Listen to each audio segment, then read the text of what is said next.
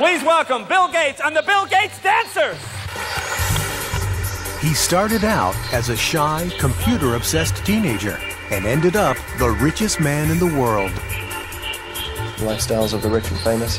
No, that's never been Bill Gates. You get this sense that the money is almost an annoyance to him. William Henry Gates III, most people just call him Bill Gates, has built an empire by thinking way outside the box. I have no doubt that 100 years from now, he will be talked about in the same way that Rockefeller and Carnegie and Ford are talked about, as people who transformed an era. Now, after leading the digital revolution and facing several government antitrust battles, Bill Gates is a different man than he was just a few years ago.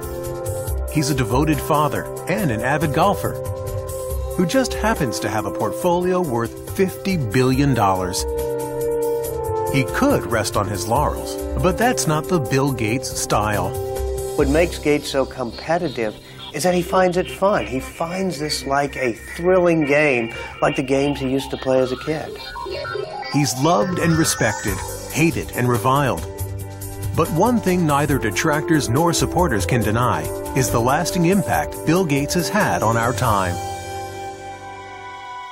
The values that shaped Bill Gates as one of the business titans of the 20th century go back to his roots in the Great Northwest.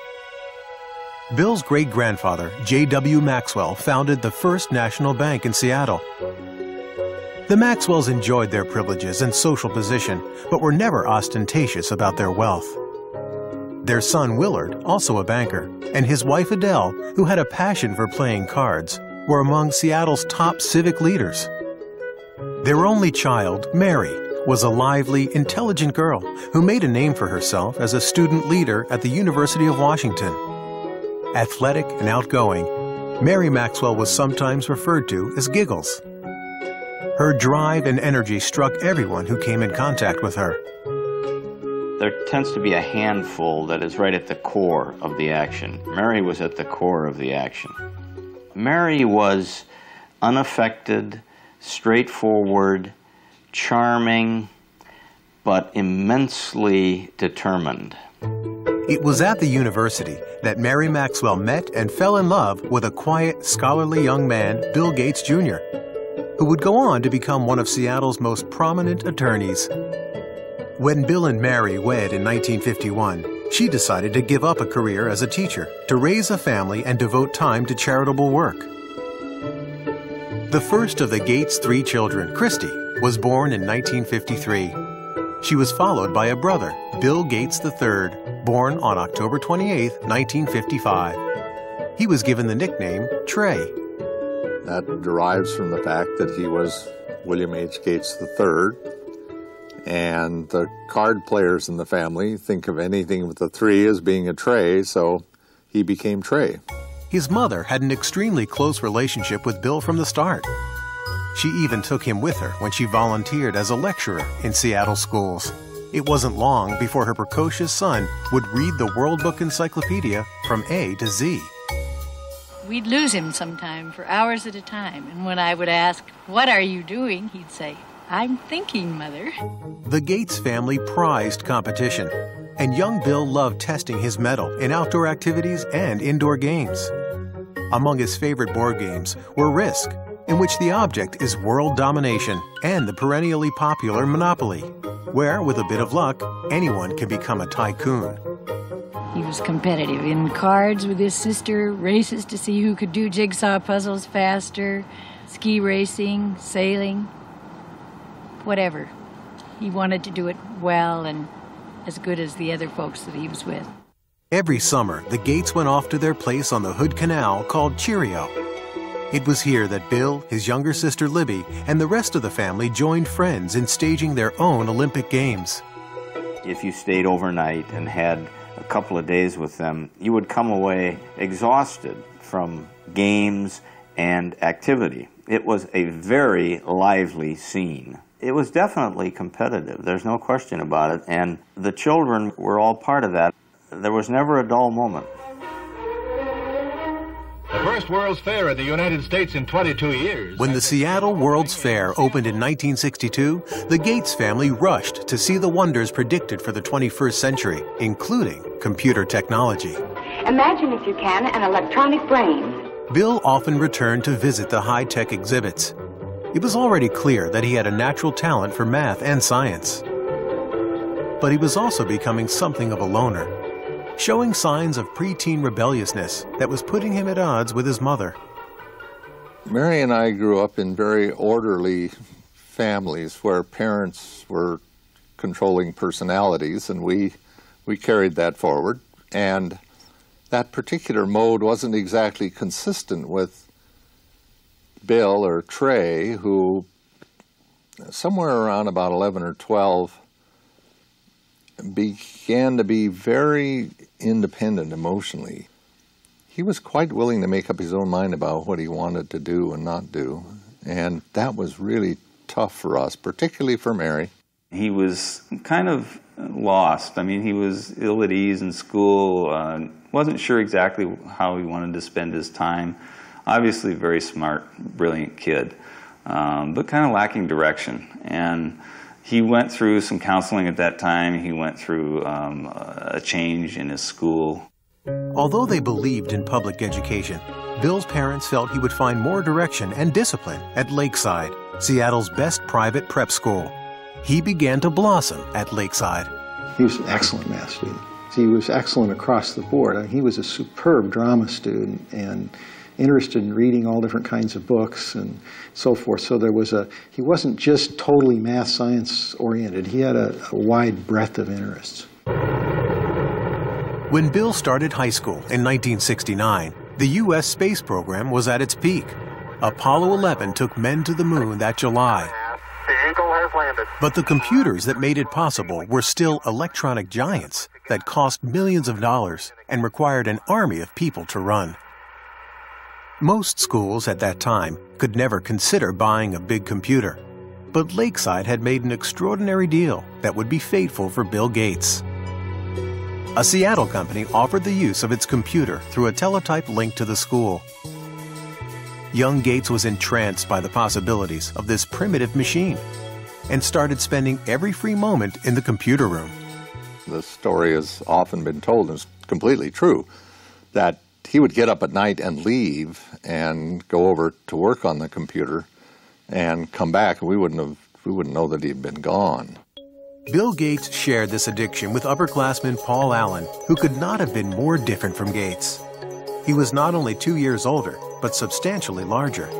Where Allen was quiet and contemplative by nature, Bill could be shrill and confrontational. Nevertheless, this odd couple was destined to make history together.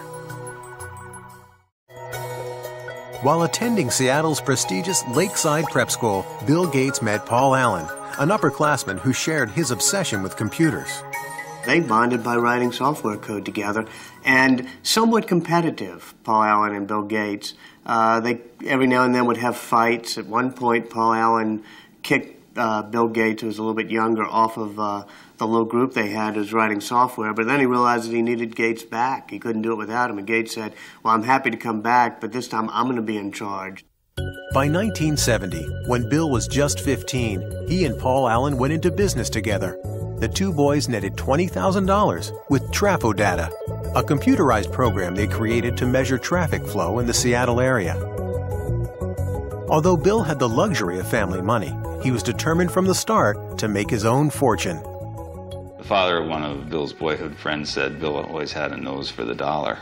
Even as a kid, he knew the value of a contract, and even had a contract to use his older sister's baseball mitt that was signed in a legal document. In the summer of 1972, at the age of 17, Bill went to Washington, D.C. to work as a Senate page. This exposure to politics and government would come in handy later on. Back home that fall, he took a leave of absence from school when he and Paul Allen got their first real jobs with a computer company. They began talking about starting their own company, but the Gates insisted that their son finish high school and attend college. His mother used to worry that he was socially awkward. Well, maybe he was, but he had other things on his mind, and he was not rude, he was not abrupt. He was marching to a different drummer. He's a genius, and he has a different agenda. Bill graduated from Lakeside in 1973, and his parents took great pride in his acceptance at Harvard University. So he left Seattle and headed east to Cambridge, Massachusetts. As a freshman at Harvard, he thought briefly about preparing for a career in law, but no course of study ignited his imagination like his work with the computer. Bill was somebody who was always very determined to do what he was interested in doing. The things that he was less interested in, which often included his academic classes, he tended simply to coast and get by on talent. I remember there was a course in Introduction to Greek Literature where he'd really done, as best as I could tell, none of the work during the year. Stayed up all night the night before the exam, slept through part of the exam, and still got a B. It was not surprising that Gates fell asleep in an exam. Between classes and time spent at the Harvard Computer Center, he seemed to be on the go 24 hours a day. He was always very focused on whatever it was that he was doing. He could come into his room, not get undressed, just kind of lie down on his bed, which of course would be not made because he had never had time for that, and just fall asleep. Door open, fully clothed, lie down, sleep, and then when he's refreshed, boom, back up at it and whatever the next thing was. Bill paused long enough to make some lasting friendships at Harvard, but his social life was not a priority. He dated only occasionally, with varying degrees of success. I interviewed several women who had dated Bill just briefly, and one told me the very first question Bill asked her was, "What did you score on your SAT test?" You know, this is not exactly, you know, what a young woman wants to hear. For Bill Gates, though, he had scored a perfect 800 on his math portion of the SAT, and this was a matter of pride with him, and he wanted to make sure whoever he was dating, you know, had scored a pretty high grade. Bill did shine in math, but true to form, when he found out that he was not the #1 math student at Harvard, he decided against becoming a mathematician. While he kept his academic options open, he picked up some new skills outside of class. Spent a great deal of time playing pinball, video games, and especially poker, which was something that we all did a lot of back in college. But it was Paul Allen, Bill's former schoolmate and business partner, who delivered Gates' biggest stroke of luck. Allen had moved to Boston from Seattle for a job. In December of 1974, he picked up a magazine in Harvard Square. The cover of Popular Electronics announced the arrival of the world's first mini-computer kit, the Altair 8800. He rushed to show it to Bill. Gates and Allen knew instantly that the day of the personal computer had arrived. They saw that this was going to be an incredible force, an incredible dynamic for the society, and recognized the moment. The Altair was made by a small company in Albuquerque, New Mexico, not far from the former atomic testing grounds at Alamogordo. Ed Roberts, who ran the company, was looking for someone to create software to run on his unique little computer. Gates and Allen convinced him that they were the ones who could do it, and worked day and night at the Harvard Computer Center for 2 months. In February of 1975, Paul Allen went to Albuquerque to test the program he and Gates had completed. When he loaded the Altair with what Bill Gates called the coolest code I ever wrote, it worked. The importance of that moment would change Bill Gates and the software industry forever. In the summer of 1975, 19-year-old Bill Gates and his partner Paul Allen formed Microsoft. Their ongoing work with Ed Roberts' Altair computer company became so consuming that Bill dropped out of Harvard just before his senior year and moved to Albuquerque. Mary Gates was deeply disappointed by her son's decision. We told him that we'd put some money aside for him to attend school, and if he didn't finish in a few years, we'd have to make some other use of those funds. And by that time, he allowed us out. That would be okay. He'd probably be able to afford to go back if and when the time came. Bill was certain that he had made the right decision, but making it in software wouldn't be so easy. The personal computer scene at that time was populated by users who were eager to share new information and software without paying for it. It was a practice that put Bill at odds with his peers.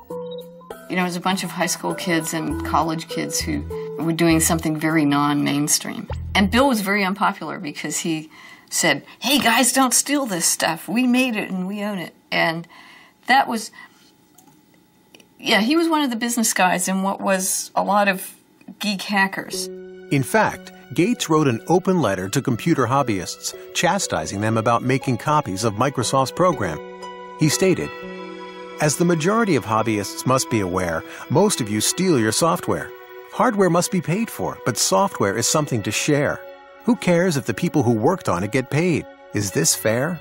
But those who have been reported to us may lose in the end." He was looked at as kind of a renegade, and it was different, you know, a different ethic than prevailed at that time. But I'm not sure that the software industry would have evolved in anywhere near the way it has without somebody standing up and saying that that was necessary. Bill had also been battling with Ed Roberts, who considered him spoiled and obnoxious. The two disagreed about almost everything, and Roberts was a formidable adversary. Ed Roberts was a massive man, something like 6'6", weighed 300 pounds. Here Bill Gates was. I mean, he formed Microsoft at age 19, and he looked like he was 13 years old. He was standing up to this bear of a man, going face-to-face with him and screaming and shouting matches. A final confrontation came in May of 1977, when Roberts sold his business, and Gates had to sue to keep the software he and Paul Allen created for the company. Gates won. We take a hard line on software. Microsoft expanded into new software languages, and Gates and Allen started to sell their products to other computer companies. At the end of 1978, with sales approaching the 1 million mark, they moved Microsoft from Albuquerque to Seattle. Bill was glad to be back and went into high gear to promote his hometown company. We always design with the future in mind. Our research people are always tracking the latest in hardware and software technology. It was Bill Gates who was actually the real marketing genius behind Microsoft. Early on, he was the one who was actually going out on the road and trying to sell this company and its software. And oftentimes, he would take his mother with him on these trips. Bill's highly respected and well-connected mother would come to play a pivotal role in his early career. Mary served on a number of corporate boards as well as the University of Washington. She was on the National Board of United Way. Also on the National Board of United Way was the CEO of IBM, which is how her son met the CEO of IBM, through her. What would your ideal home computer be like? By November of 1980, IBM was banging on the door of the fledgling Microsoft. Without an overpowering price. The largest maker of computers in the world now wanted to talk to Gates and Allen about coming up with an operating system for their new line of personal computers. From their first meeting, IBM misjudged who they were dealing with. He looked like a sub-teen, you know. He was skinny, had a real mop of hair, you know, kind of casual, and basically people didn't take him seriously as a business person. But the IBM brass soon discovered Gates was no amateur. He quickly convinced them that Microsoft could deliver their new software. First, he purchased an existing operating system, which he then adapted for the IBM personal computers, calling it MS-DOS. Bill Gates, as he's often done as a shrewd businessman, knew where to get an operating system. He just went down the road a few miles and bought it for $50,000. But then the real brilliance was that when they developed that operating system for IBM, IBM wanted to buy the source code, which would have given them the disk operating system, or what became known as DOS. And instead, Microsoft refused to actually sign the rights over to DOS. By not owning the rights to the operating system, IBM would now have to pay Microsoft a licensing fee for every copy of DOS installed on its computers. It can help a manager excel. IBM was also about to lose its tremendous edge in computer sales. The IBM personal computer. As other companies introduced personal computers that were cheaper than IBM's, Microsoft was able to sell the same operating system to all of them. There were all kinds of computers that were being conceived at that point in time. And it struck me that I don't know who will win in the hardware business, but Microsoft has a very good chance to win in the software business. Between 1978 and 1981, Microsoft's growth was staggering. The staff was enlarged from 13 employees to 128. Revenues mushroomed from $4 to $16 million. By 1983, 30% of all the personal computers in the world were running Microsoft software. Still, Bill Gates never took his eye off the bottom line. He never flew first class unless it was absolutely necessary. You would often find him sitting in coach, in fact with a blanket over his head so he could get some sleep. So his parents taught him well early on the value of money and hard work, and translated later into his life with not only how he ran his personal life, but how he ran Microsoft. My name is Bill Gates. I'm chairman of Microsoft. The early 1980s was an exciting time for an industry run mostly by people under 30. Microsoft began working on software for innovative companies like Apple and its guru, Steve Jobs. Their Macintosh computer and software were considered by many to be the most ingenious in the industry and the way of the future. To create a new standard, it takes something that's really new and really captures people's imagination. And the Macintosh, of all the machines I've ever seen, is the only one that meets that standard. But it wouldn't be long before Microsoft and Apple would be locked in a bitter struggle over the rights to the next generation of software. Bill Gates was also about to receive news that would rock Microsoft to its very foundation. By 1983, the future could not have looked more promising for 28-year-old Bill Gates and Microsoft. The personal computer business was booming, and there was an ever-increasing hunger for software. Bill Gates and Paul Allen were emerging as the crown princes of the personal computer age. But in the midst of the breathtaking rise of their company, they were stunned by some terrible news. Paul Allen, Bill's friend and partner since high school, was diagnosed with Hodgkin's disease, a form of cancer. It did give Bill kind of a perspective that he didn't have before. You know, he'd always been very, very hard driving, very demanding, and this may have helped him understand a little bit better in terms of what other people go through. Allen's disease went into remission 1 year later, but he would never again take full part in the day-to-day business of Microsoft. For two men in their early 30s who created a company of global significance and made millions, it was the end of an era. I think history's going to show that their partnership really was an incredible dynamic. I often compare it to the Beatles, Lennon and McCartney. The songs they wrote together are the ones that pretty much we remember and get played over and over again. They were great songwriters individually. You know, we still hear their songs that they wrote on their own. But somehow together they were even greater than the sum of their parts. And Paul and Bill were like that. By 1984, Bill Gates had become the singular face of Microsoft. In April of that year, he was heralded by Time magazine as the quintessential representative of a new breed of businessman. One who understood both nuts and bolts technology and corporate strategy. When you work with Bill, you can see that in almost any meeting you're in or anything you're discussing, Bill instantly puts together a profile of all of the cases. What about this? What about this? What about this? What about this? What about this? He almost builds this checklist of everything that can possibly happen in his head in a very structured way, and then he runs through it. Protect mode file system, the super advanced file system. Microsoft was often referred to as a math camp, where Gates' demanding management style kept the creative process churning and sometimes set off heated confrontations. The early Gates would challenge just about anything. He'd call things the stupidest idea you'd ever heard. And part of it was to test, to see, well, okay, if you disagree, you've got to convince me that it's not the stupidest idea in the world. A constant challenging of ideas was required to stay on top in an ever-changing industry. Gates surrounded himself with a team that shared his relentless work ethic. Certainly when we are working to release a software product, we are sleepless in Seattle. There's a story about Bill from Miriam Lubau, his assistant. She was new to the company. She came in one morning, and she didn't know if she should call police because there was this guy sleeping under a desk. But it turned out to be Bill. The effort was paying off. Microsoft posted more than $140 million in sales in 1985. In 1986, Gates introduced Microsoft Windows. It would become the company's signature program. Critics quickly noted that in its use of a mouse and icons, it bore more than a passing resemblance to the Apple Macintosh operating system, considered to be the most user-friendly. If you know how to point, you already know how to use it. Macintosh. The computer for the rest of us.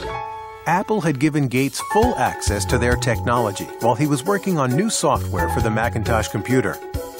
Gates advised Apple early on that they should license their software. But Apple was more interested in selling computers than software. They ignored the suggestion. Once again, Gates took advantage of an opening and ran with it. In this industry, we compete and we collaborate at the same time. Bill once had a conversation with me, says, you know, I'm a competitor, so even though I'm a friend, don't tell me information that you don't want me to use against you, because I'm going to compete with you, and if you tell me something that's useful in competing, I'm going to use that information. Apple decided that Gates was not going to take a bite out of their business and threatened to sue over Windows. Gates, in turn, said he would withhold Microsoft software Apple desperately needed for its computers. In the end, Microsoft overpowered Apple in the courts. Eventually, Microsoft prevailed by showing that even though there were similarities in the way that the two computers operated, each individual function of Windows was markedly different from each individual function of the Macintosh. Even though the first version of Windows was far from perfect, it gave Microsoft a new financial and creative base. In 1986, Bill Gates took his company public.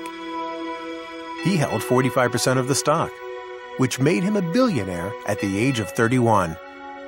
Still, Gates never felt secure about the status of his company. He doesn't want to fail. And when you have that kind of a fear, when you're always looking in your rearview mirror to see who might be, you know, creeping up to do in Microsoft on a given day, it just consumes him, and it makes him certainly the most competitive human being in the personal computer industry.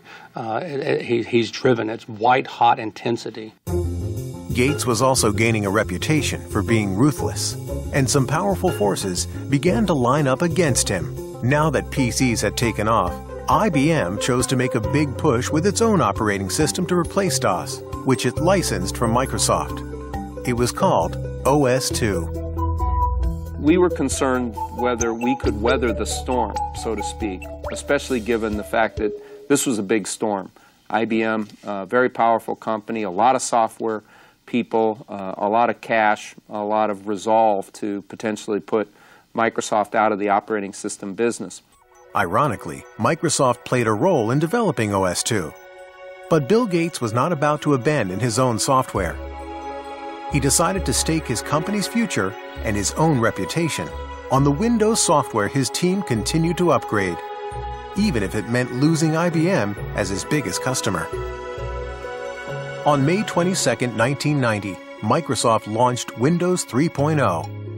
This new and improved version swiftly became a bestseller. Ultimately, OS/2 failed in the marketplace, leaving Microsoft with a virtual monopoly on operating systems for PCs. Now the Federal Trade Commission began looking at claims that Gates was using this dominance in operating systems to cut off competition by cutting prices on Microsoft products. It seemed Microsoft's mild-mannered chairman was gaining a seek and destroy image. Bill Gates is not a brutal guy. He just needs to win. And he's willing to win, gracefully or non-gracefully. It doesn't matter. A win is still a win. Predatory pricing was not the only charge leveled at Microsoft. In 1993, the Justice Department began a new investigation. Gates would have to face one of his most formidable opponents, the United States government. In 1993, Bill Gates and Microsoft were again under investigation by the U.S. Justice Department. They examined complaints that Microsoft was charging computer makers a licensing fee based on the number of computers they sold, including those computers not running Microsoft software. They made computer manufacturers pay for the Microsoft software, whether it was installed on their computer or not. And as a result of that, they prevented competitors from entering the market. The Justice Department has charged Microsoft, the world's largest software company, with using unfair marketing and contracting practices. In July of 1994, Microsoft agreed to stop charging the fees in question, and the Justice Department dropped the case. Gates would never admit that Microsoft had a monopoly, and maintained he was simply providing better software at lower prices. I mean, we're not like an alligator. We don't go around and eat things. We come out with these little boxes, these nice little software packages, and you stick them in your computer, and you either have fun using it, and it helps you get things done, or not. But it wasn't that simple for investors. The government probes and the fights with IBM and Apple caused the value of Microsoft's stock to drop. There was now more pressure than ever to turn out the next version of Windows. Gates found some inventive ways to release the tension. He appeared in commercials for his company with Microsoft Top Gun Steve Ballmer. He sometimes made dramatic entrances to tout his company at software conventions, once arriving as Star Trek's Mr. Spock. Gates also instituted the microgames. This hodgepodge competition among the Microsofties is very reminiscent of the games he played as a child at the Hood Canal. It was like summer camp for adults. We'd all go to his house, and he would spend months figuring out what the various games would be, and he would be sort of the master of ceremonies. He'd form us into teams, very carefully figuring out the dynamics of the teams and how we might all interact. And then we would have to do these like summer camp games. And I met Melinda first at one of those micro games. Melinda was 28-year-old Melinda French, a Duke graduate with an MBA. She had been working as an executive at Microsoft for several years. It was becoming increasingly clear to Bill's family and friends that she was the woman that 37-year-old Gates had decided to spend his life with. He dated Melinda for quite a while before they got married, and so I saw them together over the years, and they always looked like they had a very special thing going, you know, a level of intimacy and a level of intellectual connection that just caused sparks. She's a really wonderful person, a perfect match for him. Very, very bright, very organized, very supportive, very interested in family and good family life. Bill and Melinda were married in Hawaii on January 1st, 1994. The night before the ceremony, Bill had arranged for a special serenade for Melinda. He had Willie Nelson play the night before his wedding, and it was a total surprise. Bill got up and he said, you know, I really love Melinda, and I really want to sing her some songs tonight, and I don't sing that well, and so I asked a friend of mine to come and do a little singing for us, and so it was a big surprise. In Melinda, Bill found a partner who gave him the kind of personal happiness he'd been looking for, and who also understood the professional demands of his business. But only months after his marriage, the joy that Bill shared with his family would turn to heartbreak. His mother, Mary, who had been his most devoted ally, was diagnosed with breast cancer. She died in the early morning of June 10, 1994. Bill rushed home to be at his mother's side. When he came to the house that night, he'd been stopped by the police on the way because he was speeding. And of course, the policeman recognized him. It wasn't the first time he ever got stopped for speeding, by the way. And they looked at him and they said, what's going on? Because he said, you know, I was sitting there and the tears were just running down my face. And the policeman said, well, he said to the policeman, I'm sorry, he said, my mother just died. And the policeman said, well, you go ahead, you go on home, but please slow down a little bit if you don't mind. So he was very deeply affected by his mother's death, as we all were, of course. In the years that followed, Bill would begin to pick up where his mother left off in creating a philanthropic foundation to serve major projects in health and education. But all of his wealth and power would not shield him from the crises he and Microsoft would face on the road ahead. By 1995, 39-year-old Bill Gates had settled into a new life as a married man. With his wife, Melinda, he took time off to explore the world from Africa to China. It seemed that Bill Gates now truly had it all. This is a man so successful, his chauffeur is Ross Perot, ladies and gentlemen. Please welcome Bill Gates and the Bill Gates Dancers. 1995 was also a banner year for Microsoft. Windows 95 was introduced to great fanfare. Tonight Show host Jay Leno kicked off the ballyhoo for the new software. Windows 95 is so easy, even a talk show host can figure it out. Clearly, Gates was still Microsoft's best salesman. But from now on, it wouldn't be all business for the boss. On April 26, 1996, Bill and Melinda welcomed their first child, a daughter, Jennifer. He just loves that little girl. It's just so marvelous to see. It's very gratifying to a father to see his own son have the same feeling about children that I did about him and his sisters. So it's really gratifying. A year after his daughter's birth, Bill moved his family into a $54 million dream house. Along with family and guest quarters, there is a library housing the Leonardo da Vinci notebook, for which Gates paid more than $30 million. Even though the house serves many business functions, for the Gates family, it's just home.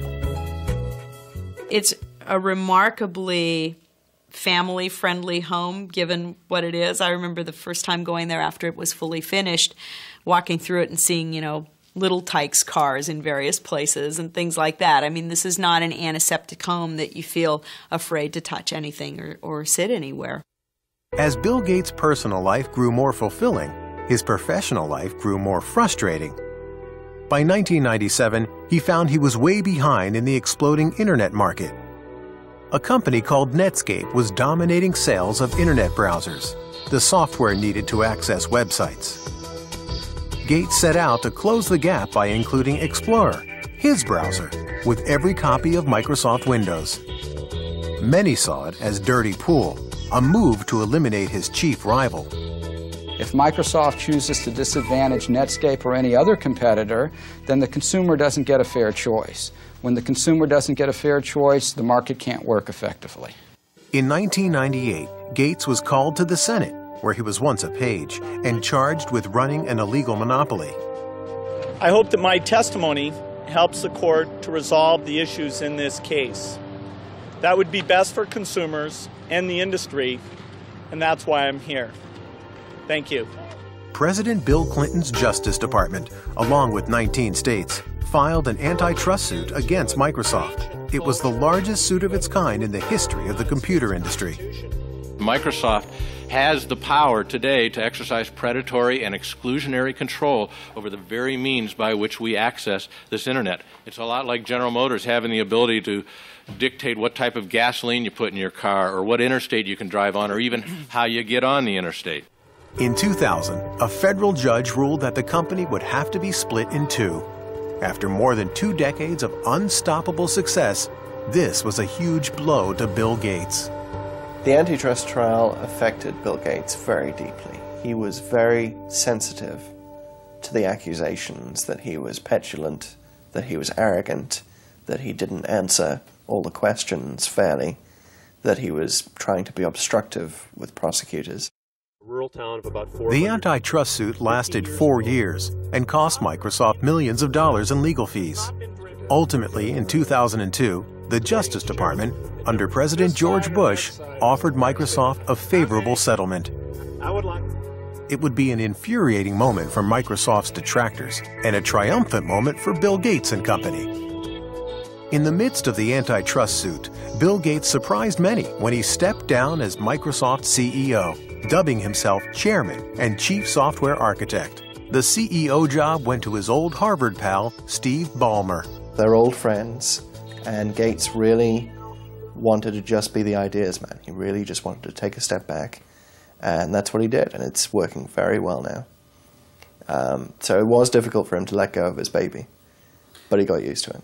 For the last decade, Bill Gates has been on a mission to share his wealth. In 2000, he formed the Bill and Melinda Gates Foundation, which spends hundreds of millions of dollars every year on computers, vaccines, and medicines for those who need them most. The rich world and the poor world are so separated. The awareness of the crisis in AIDS and the very effective interventions that can take place is very, very low. The time is really now to change these things. He has publicly stated that he will not be leaving his vast fortune to his children. Well, what Bill Gates has said is that he's going to give away, before the end of his life, 90% of his fortune. Bill Gates has become a global icon. His second book, Business at the Speed of Thought, was published in 25 languages and is available in more than 60 countries. In 2004, Forbes magazine rated him as the richest person in the world for the 11th consecutive year. His net worth, estimated at about $50 billion, leaves him some time to play, but not too much. The industry keeps changing. I mean, it's the perfect game because it never ends. You can't sit down and relax. Through it all, William Henry Gates III has remained the competitor he always was. Looking to the future, this visionary is investing much of his energy on expanding the Microsoft market into global territories like the Middle East and China. Meanwhile, Gates and Microsoft have set their sights to improve their software to battle against computer viruses and spam. Gates himself is said to receive 4 million spam emails per day. Whether he'll be remembered as a robber baron, a philanthropist, or the guy who simply built a better mousetrap, no one can deny he changed the way the world works and plays. When the biographers and historians write the history of the 20th century, Bill Gates is going to go down as the best businessman of our century, and Microsoft is one of the greatest companies of the 20th century. It's remarkable what this company has managed to do in so short a time. This is one of the great success stories of the 20th century.